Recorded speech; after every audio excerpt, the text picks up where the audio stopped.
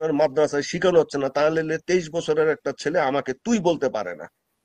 হ্যাঁ, আচ্ছা আরো বলি, আমি বাংলাদেশে বর্তমানে জীবিত যত লোক আছে, আমি চ্যালেঞ্জ করে বলতে পারি, এটা আমি বাংলাদেশ টেলিভিশনও বলে আসছি আসার আগে, ওরা আমাদেরকে থাকতে দিয়েছে, ওরা আমাদেরকে অ্যাসাইলাম দিয়েছে আমরা বিপদে পড়েছি বলে, বা আমরা বৈধভাবে গিয়েছি, ওরা আমাদেরকে চাকরি বাকরি ব্যবসা করার সুযোগ দিয়েছে বলে, উন্নত জীবনের সুযোগ দিয়েছে বলে। কিন্তু আমরা গিয়ে অনেকে অনেক কিছু করেছি। আমাদেরকে কেউ বলে নাই যে আপনি গিয়ে ওই যে সিরিয়াতে গিয়ে আইসিসি যোগ দিয়ে যুদ্ধ করতে, কিন্তু আমরা গিয়েছি, আমাদের অনেক ছেলে পেলে গিয়েছে। এই যে যদি বিএনপি কোনো কারণে ক্ষমতায় আসে, যেদিন থেকে আসবে ওই দিন থেকে ছাল মানে চামড়া উঠানোর দায়িত্ব হচ্ছে একজন সাংবাদিকের। হুম হুম প্রতি পদে পদে ওর ভুল ধরবো, প্রতি পদে পদে ওর ওর ওর 2 নম্বরই বাইর করবো। হুম আপনার এই যে আপনি আপনি আপনি কল্পনা করেন যে পাকিস্তান যখন ভারতের বিরুদ্ধে যুদ্ধ করছে, তখন বাংলাদেশের মানুষ দিয়ে তেহরিকে তালেবান পাকিস্তানের সাথে পাকিস্তান আক্রমণ করছে। Hmm just hmm. Think of it. এবং মানে এগুলো চিন্তা করা যায়, এগুলো ঘটছে বাংলাদেশে। এরা এরা আমাদের এই কিসের ইসলাম কায়েমের কথা বলে? হ্যাঁ, এই মুসলমান জাতি হিসাবে এরা নিজেদেরকে কেমনে উপরে নিতে হয় এরা একবারও চিন্তা করছে না। উদ্ভট উদ্ভট এক একটা থিওরির মধ্যে আছে, প্রত্যেকটা দেশ একটার পর একটা নিজেরা ধ্বংস করছে, ধ্বংস করে আবার দোষ দিচ্ছে অমুকে ধ্বংস করছে। আরে ভাই, অমুকে ওই জায়গায় আসলো কিভাবে? কোন জাতি আমাকে দেখাক যে, আপনি দেখেন হিন্দুদের মধ্যে যে ভারতে, তা সেখানে উগ্রবাদ আছে, আরএসএস আছে, বিশ্ব হিন্দু সভা আছে, কিন্তু তারা একবার কি কোনোদিন শুনেছেন যে আরএসএস এর কেউ ভারতীয় সেনাবাহিনীর বিরুদ্ধে যুদ্ধ করেছে, বা কাউকে হত্যা করেছে, আত্মঘাতী বোমা বিস্ফোরণ করেছে, বা কোনো মন্দিরে আক্রমণ করেছে? আচ্ছা, হুম। তারপরে ইসরায়েলের ইহুদিদের মধ্যে আছে কাচ পার্টি, চরম মানে একটা উগ্রবাদী দল। তারা এই যে বাচ্চারা যখন 7-8 বছর বয়স হয় তখন থেকে অস্ত্র চালানো শিখায় তাদেরকে। কিন্তু তাদেরকে কি কোনোদিন শুনেছেন যে তারা তাদের উপাসনালয় সিনাগগে আক্রমণ করেছে, ইসরায়েলি সেনাবাহিনীর উপরে আক্রমণ করেছে, আত্মঘাতী বোমা বিস্ফোরণ করেছে? কিন্তু আপনি কি শুনবেন? এই আফগানিস্তানে মসজিদের মধ্যে, পাকিস্তানের পেশোয়ারে মসজিদের মধ্যে জুম্মার নামাজের সময় আত্মঘাতী বোমা বিস্ফোরণ করে 250 লোক মেরে ফেলতেছে, হুম। বাচ্চাদেরকে মেরে ফেলতেছে, সে স্কুলে আক্রমণ করে পেশোয়ারে। আপনি এগুলা শুনবেন কি বলে, এগুলা কোলাটারাল ড্যামেজ, ইসলাম কায়েম করছে, এগুলা হতেই পারে। আমি যখন এগুলার প্রতিবাদ করে মাঝে মাঝে লিখতাম, তখন আবার এই ছেলে পেলে গুলো এসে বলতো, হ্যাঁ এগুলা হতেই পারে, ওগুলো হতে- ওরা কাফের। তা এখন সবাই যদি কাফের হয়, তাহলে মুসলমানকে আপনারা নিজেরাই মুসলমানদেরকে কাফের বানাচ্ছেন, আপনি কিসের ইসলাম কায়েম করবেন? ভদ্রতা, নম্রতা, সহনশীলতা এটাই যখন শেখেন নাই, আপনার মাদ্রাসায় শিখানো হচ্ছে না, সরি টু সে দ্যাট, আপনার মাদ্রাসায় শিখানো হচ্ছে না, তাহলে 23 বছরের একটা ছেলে আমাকে তুই বলতে পারে না। হ্যাঁ, আচ্ছা আরো বলি, আমি বাংলাদেশে বর্তমানে জীবিত যত লোক আছে, আমি চ্যালেঞ্জ করে বলতে পারি, এটা আমি বাংলাদেশ টেলিভিশনও বলে আসছি আসার আগে, এই এই মে মাসে, বাংলাদেশে ভারতীয় গোয়েন্দা সংস্থা রয়ের তৎপরতা নিয়ে আমার থেকে বেশি কেউ লিখেছে কিনা? কেউ লেখে নাই। আপনার তো এটা নিয়ে বই আছে আমি মানে। 34 বছর ধরে ভারতীয় আধিপত্যবাদ নিয়ে লিখছি, আমি এই ভারতীয় ইন্টেলিজেন্স নিয়ে লিখছি, এবং এটা নিয়ে আমার একটা বিখ্যাত বই আছে, যেটা বিভিন্ন গোয়েন্দা সংস্থায় পড়ানো হয়, এমনকি ভারতেও পড়ানো হয়। আর ভারতীয় গোয়েন্দা সংস্থা কিভাবে কাজ করে, আমি মনে করি যে বর্তমানে জীবিতদের মধ্যে আমার থেকে তাদের প্যাটার্ন কেউ বেশি জানে, এটা আমি চ্যালেঞ্জ করে বলছি। হ্যাঁ, হুম। আমার যারা অনেকে সিনিয়র ছিলেন, তারা এখন আল্লাহ দুনিয়া থেকে নিয়ে গেছেন, তারা অনেকে আমার থেকে ভালো জানতেন, কিন্তু তারা আমাদের মুরব্বী ছিলেন, আমাকে শিখিয়েছেন হাতে কলমে। আমার থেকে এখন এখন পর্যন্ত ভালো কেউ জানে না। সে আমাকে এই এই এই কথিত ইসলামিস্ট কয়েকটা প্রোপাগান্ডা করে, কয়েক আমি ভারতে আমি রয়ের এজেন্ট, তারা বিএনপি কে বলে রয়ের এজেন্ট, তারা মানে জিয়াউর রহমান স্বাধীনতা ঘোষণা করছে সেটার বিরোধিতা করে, পাকিস্তান ভাঙতে চেয়েছিল। তো পাকিস্তান ভাঙতে চাবে না তো কি, তো ওই ওই সময় পাকিস্তান রাখবে? যারা আমাদের দেশকে আক্রমণ, আমাদের জাতিকে আক্রমণ করেছে, নির্বাচনের পরে ক্ষমতা আসতে দিন, সেখানে জিয়াউর রহমান বসে বসে থাকবে? এই সমস্ত কথাবার্তা যখন বলা হয়, এদেরকে কি বলবেন আপনি? এরা কি চায়? এরা বাংলাদেশের কি চায়? কি কি ভাষা এদের সাথে কথা বলবো? আমরা তো তাও মানে অসভ্য ভাষা ব্যবহার এদের করছি না। পেছনে আসলে কারা? এদের পেছনে নিশ্চয় একটা শক্তি আছে যারা এদেরকে কন্ট্রোল করছে, তাদের শুনেন, উদ্দেশ্য। এদের পিছনে কোনো শক্তি লাগে না।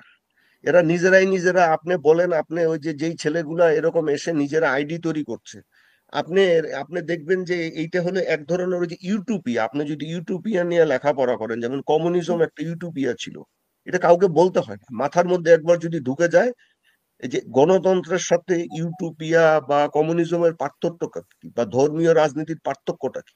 গণতন্ত্র সমস্ত মত পথকে বিকশিত হতে দেয়, আর এরা ওদেরটা ছাড়া কাউকে সহ্য করবে না।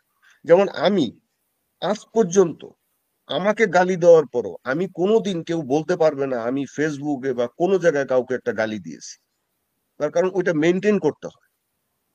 আপনি তাকে প্রতিবাদ করেন, আপনি তাকে সভ্য ভাষায় বলেন যে আপনার এই তথ্যটা ঠিক না, আপনি কথাটা বলছেন এটা হয়তো ভুল, আপনি রেফারেন্স দেন। আরে বাবা রে বাবা, এই সমস্ত ছেলে পেলে, কোথাকার কোন ছেলে পেলে এসে, কোনো লেখাপড়া নাই, কিছু নাই, কোনো মানে কোনো কিছু জানে না, স্ট্র্যাটেজি সম্পর্কে মানে বোঝে না, যেভাবে কিভাবে ব্রেন একটা, ওয়াশ হয়েছে আর কি, ব্রেন ওয়াশ। কিভাবে রাজনীতি চলে বোঝে না, কিভাবে গোয়েন্দা সংস্থা কাজ করে বোঝে না, কিভাবে আঞ্চলিক আন্তর্জাতিক পরিস্থিতি আপনার নিয়ন্ত্রিত হয় কিচ্ছু বোঝে না, এসে করে কি যারা জানে তাদেরকেই করে ফেলছেন। আল্লাহ ধরেন, এরা এরা এখন যদি, কথার কথা যে কবি আল মাহমুদ বেঁচে থাকতেন, সৈয়দ আলী হাসান বেঁচে থাকতেন, তাই এদেরকেও গালাগালি করতেন এরা। হুম হুম হুম। বুঝতে পারছেন, এদেরকেও গালাগালি করতেন। সৈয়দ আলী হাসানদের মতো লোকজনকে, তারপরে ধরেন এই যে যারা আখতারুল আলম সাংবাদিক ছিলেন, সানাউল্লাহ নুরি, আমার তারপরে যারা আমানুল্লাহ কবির, এরাও যদি বেঁচে থাকতেন এদেরকেও এরা গালাগালি করত। হুম এখন অনেকে আবার আর একটা শ্রেণী তৈরি হয়েছে যে জীবনে কোনোদিন হাটে মাঠে ঘেটে সাংবাদিকতা শেখেনি, মানে আপনি কলাম লেখা মানে সাংবাদিকতা শেখা না।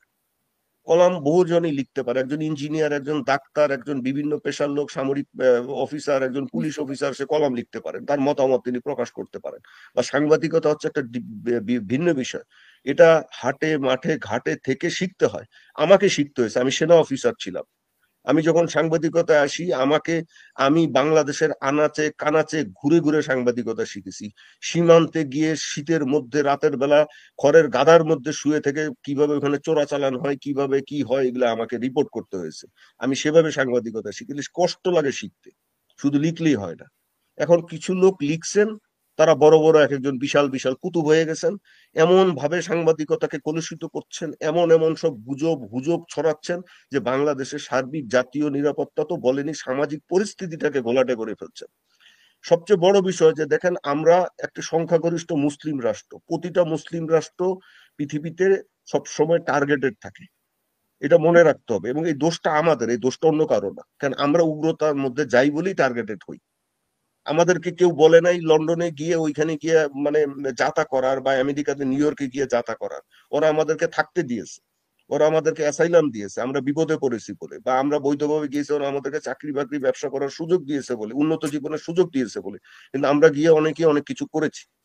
আমাদেরকে কেউ বলে নাই যে আপনি গিয়ে ওই যে সিরিয়াতে গিয়ে আইসিসি যোগ দিয়ে যুদ্ধ করতে, কিন্তু আমরা গিয়েছি, আমাদের অনেক ছেলে পেলে গিয়েছে। সুতরাং সারা পৃথিবী করে কি মুসলমান দেশগুলোর দিকে নজর থাকে। এর জন্য মুসলিম সংখ্যাগরিষ্ঠ দেশগুলোকে অনেক সতর্কতার সাথে কাজ করতে হয়, অনেক কিছু বিবেচনা করতে হয়। ধরেন আপনি মালয়েশিয়ার কথাই ধরেন, আপনি মালয়েশিয়াতে মাত্র 55 ভাগের মতো মুসলমান, কিন্তু তারপরেও মালয়েশিয়া একটা মুসলিম সংখ্যাগরিষ্ঠ রাষ্ট্র। তাকে অনেক অনেক কথা পৃথিবীতে শুনতে হয়, আবার সেটাকে মোকাবেলা করতে হয়, তারা অনেক সহনশীলতার সাথে মোকাবেলা করে। এবং আজকে মালয়েশিয়া একটা অনেক শক্তিশালী রাষ্ট্র। ইন্দোনেশিয়ার কথাই আপনি ধরেন, পৃথিবীর সবচেয়ে বড় মুসলিম রাষ্ট্র, সেটাও দেখেন আপনি কি সুন্দর করে তারা তাদের মানে সামরিক শক্তিকে এগিয়ে নিয়ে যাচ্ছে, অর্থনৈতিক শক্তিকে এগিয়ে নিয়ে যাচ্ছে মেইন স্ট্রিমের মধ্যে থেকে। আপনি তুরস্কের কথা তো বললামই। আপনি পাকিস্তান, এত যে সারা জীবন শুনে আসতেছেন পাকিস্তান ধ্বংস হয়ে যাবে, এইটা শেষ হয়ে যাচ্ছে, এইটা একটা ব্যর্থ রাষ্ট্র, পাকিস্তান ধ্বংস হয়েছে। আপনি পাকিস্তানের ইনফ্লেশন রেট আজকে মনে হয় গত 30 না 25 বছরের মধ্যে সবচেয়ে কম। তাদের আপনার যেভাবে যুদ্ধ করেছে তারা ভারতের বিরুদ্ধে গত মে মাসে, এটা অকল্পনীয়, হুম। অকল্পনীয়। আপনি দেখেন পাকিস্তানের সেনাপ্রধানকে আমেরিকার রাষ্ট্রপতি নিয়ে লাঞ্চের, মানে দুপুরের খাবারের দাওয়াত দিচ্ছেন। আপনি কখনো শুনেছেন আমেরিকান রাষ্ট্রপতি একটা দেশের সেনাপ্রধানকে অফিসিয়ালি দুপুরের খাবারের দাওয়াত দেয়? দিচ্ছে। তো সুতরাং তারা কষ্ট করে মেরে কেটে ওই জায়গাটায় যাওয়ার চেষ্টা করছে। আপনি এরকম ভাবে যদি কাজ করতে হয়, অনেকগুলো জিনিস আছে, কৌশলী হতে হয়। আপনি পাকিস্তান দেখেন নিজেরা পারমাণবিক বোমা কি বানায় নাই? বানিয়েছে তো। তারা এই চীনের সাথেও মানে প্রযুক্তি নিয়ে জঙ্গি বিমান তৈরি করে। আবার আমেরিকার 140টা আপনার F-16 বিমানও তাদের মধ্যে আছে, এবং আবার আমেরিকা তাদেরকে সেই F-16 আপগ্রেড করার জন্য টাকাও দেয়। তো হুম। পাকিস্তান সরকার তো ওখানে গিয়ে মানে তাদের যা করা সেটা করে। আর বাংলাদেশে আমরা করছি কি, আপনি আমাদের মাল্টি রোল ফাইটার আনবো, সেই এক আনার জন্য যে কত রকমের কি কসরত চলতেছে, কি এক একজনের কথাবার্তা আমি চিন্তা করা যায় না। আপনি আপনার বলতেছেন যে এখানে চীনারা এসে এখানে কি ঘাঁটি করবে, এখানে ইন্ডিয়াকে খেয়ে ফেলবে, এই করবে সেই করবে। ভাই এগুলো করার, এগুলো বলে ভারতকে সুযোগ তৈরি করে দেওয়া আমাদের দরকার নাই। আগে গণতন্ত্রটাকে আনেন, শক্তিশালী হন, আমাদের অর্থনীতিটাকে আগে স্টেবল করেন, নিজেদের আয় রুজি ঠিক করেন, ঢাকা শহরটাকে ঠিক করেন। ঢাকা শহর যদি কেউ দেখে আপনারা রাস্তা পার হইতে জানেন না, আপনারা উপরে ফুটওভার ব্রিজ তার নিচ দিক দিয়ে গাড়ির সামনে দিয়ে দৌড় দেন, ডিভাইডারের উপর দিয়ে, আমার কাছে আপনার ছবি আছে দেখেন, মাথায় টুপি আলখেল্লা পরা বোরখা পরা, তারা ওইখান দিয়ে এরকম করে পার হচ্ছে। আপনি এগুলা হুম, করে আপনি বিশ্ব শক্তির সাথে লড়বেন? ঘোড়ার ডিম লড়তে পারবেন, কারো পশমও ছিঁড়তে পারবেন।